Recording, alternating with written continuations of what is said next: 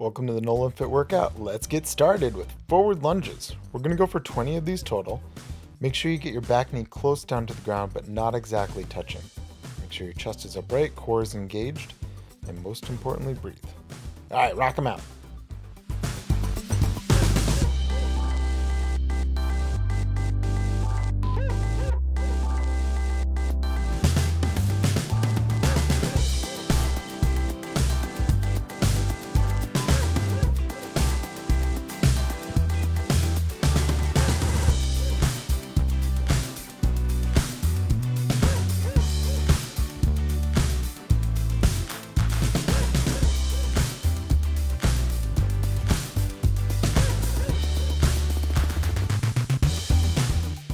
Bring both hands up behind your head, and we're going to go for standing oblique crunches. All right, so with your hands behind your head, you're just going to tilt over one side to the other. And as you come up, you're squeezing from your obliques, the sides of your body. Do your best to keep your hips level with the floor, so it's only your upper body that's pivoting over your hips. We're going to go for 10 of these total. Make sure that you breathe, and as you go down, take a look up towards the sky, see if you see something weird. When you're all done, hands go to the sky, and then they drop down to your sides, just like that. Whoopie-doo! All right, cool. From here, we're going to go for a forward lunge with rotation. All right, so you take your forward lunge, then you twist and reach out to the sides. Now, the trick here is to keep your hips strong as you reach out to the side so you don't fall over, obviously, right? So let your knee just float above the ground, keeping your legs really strong and engaged as you reach out to the side.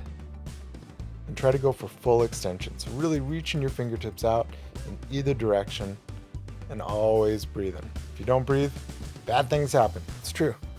All right, going for 10 of these.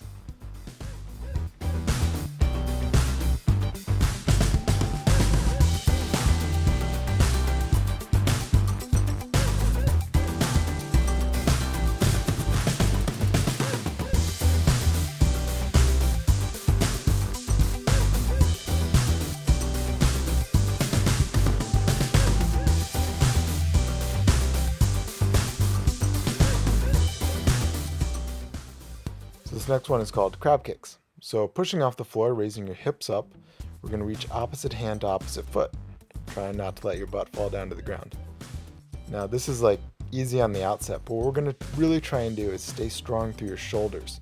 So you're not collapsing, your shoulders aren't ending up by your ears, but you're staying far away from the floor. Do your best to actually touch your toes. If you can't quite do it, it's good to have goals. We're going to go for 20 of these total. Keep breathing. Try to follow my pace exactly. Don't go too fast, don't go too slow.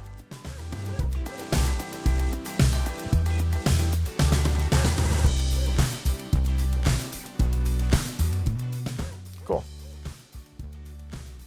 All right, coming all the way back up to standing. We're going to come into Sumo Squats with rotation. So with your feet wider than hip width apart, as your hands up, squat down deep. Both hands come to the floor. One hand raises up towards the sky, and then your other hand raises up towards the sky. That's the rotation. Stay low down to the ground as you raise your hands up, and then come all the way to standing. We're going to go for 5 of these. And as you raise your hand up to the sky, try and track your gaze to go past the thumb that's reaching up towards the sky. And in general, when you squat down, we want to squat down really deep so your thighs are just about level with the floor. And you're maintaining that strength as you go through the rotation, which is what makes it kind of hard and really beneficial. Again, if your quads start screaming like, woohoo, that's a good thing. You're exercising.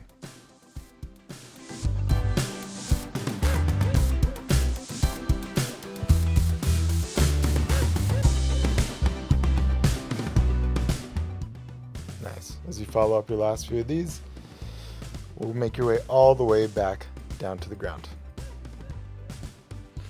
So this next one, I'm not sure why they call them Russian twists. I just call them twists. But we're going to balance on your tailbone, first supporting your thighs with your hands so you can straighten out your legs, and that's the position you want to try to maintain. You're going to grab onto an imaginary ball or like a big box of something awesome and twist it from side to side while trying to keep your feet immobile. All right, we're going to go for 20 of these. Keep breathing nice and even throughout.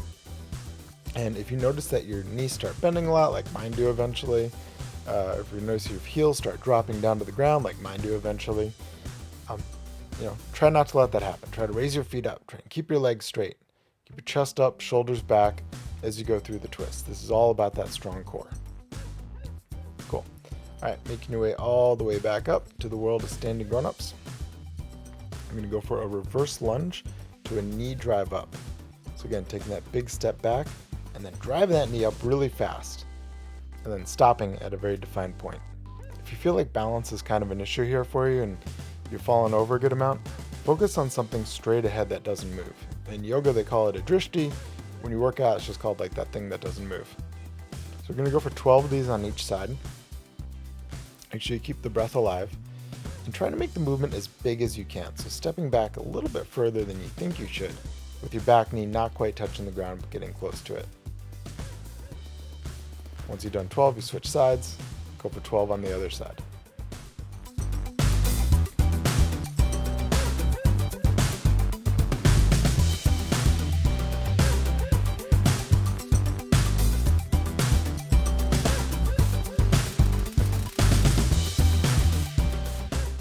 Nice. As you finish up the last few of these, we're going to make your way all the way down onto your hands and knees, eventually coming into a plank. So we're going to hold a really strong plank, keeping your belly button tucked into your spine. Tap one shoulder, tap your other shoulder, tap one toe, tap your other toe. As you go through this exercise, the goal here is to keep your core engaged throughout the entire thing. So if you feel your hips start to sag when you're in the plank, tapping your shoulders, keep it really strong, don't let it sag.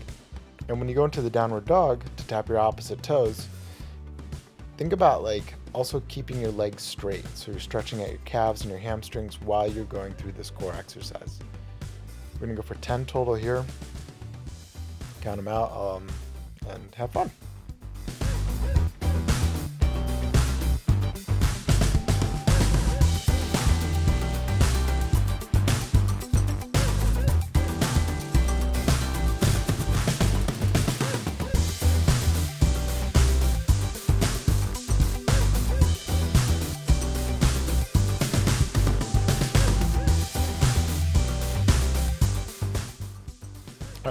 So we're going to take a lateral lunge with a overhead reach.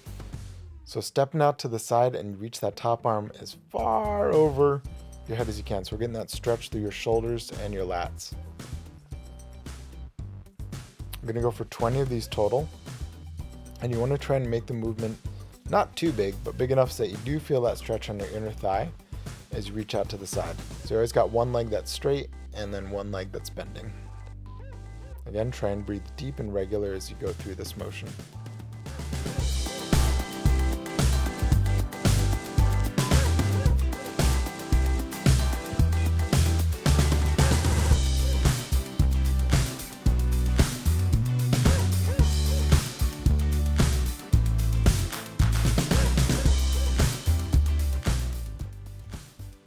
As you wrap up your set of 20, give yourself a little pat on the back because that was kind of fun.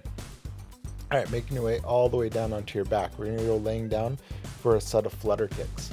So I like to put my hands underneath my butt here just to kind of give my lower back a little bit of support. And then I almost prop myself up on my elbows. So my core is engaged as soon as I lift my shoulder blades up off the mat.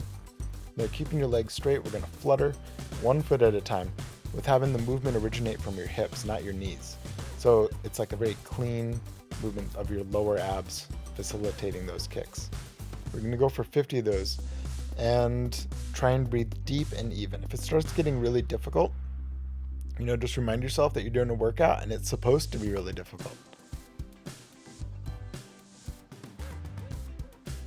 Nice. Once you're all done with that, we can bend your knees, put your heels so that they're pretty gosh darn close to your fingertips, and then we're going to push off those heels to raise your hips up and down. We're going to go for these hip raises, squeezing your butt and your hamstrings come up as high as you can. Ideally, we want to come so high up that you feel it stretch in the front part of your thighs, your hip flexors. So this is serving two purposes of strengthening your butt and your hamstrings and stretching out your hips. Going for 15 reps. Count them out. When you're done, you can give a little woohoo. And woohoo. All right, cool. So rocking back up, we're going to go on hands and knees. And we're going to go for a alternating arm and leg extension. Right? So keeping your heart pushing away from the floor, you're going to reach one arm out in front of you and opposite leg out, and then switching sides. While you're doing this, we're going to try and keep your belly button sucking up into your spine. So like we're hollowing out your belly while you do this movement. So you're staying really strong through your core while you're reaching opposite leg and arm out. Once you're all done with those, we'll make your way all the way back into child's pose. So spreading out your knees to either side of the mat with your big toes almost touching and pushing your bum gently down towards your heels. Thank you so much for doing this workout. I hope that you enjoyed it. If you like it, go to nolanfit.com and sign up for my newsletter.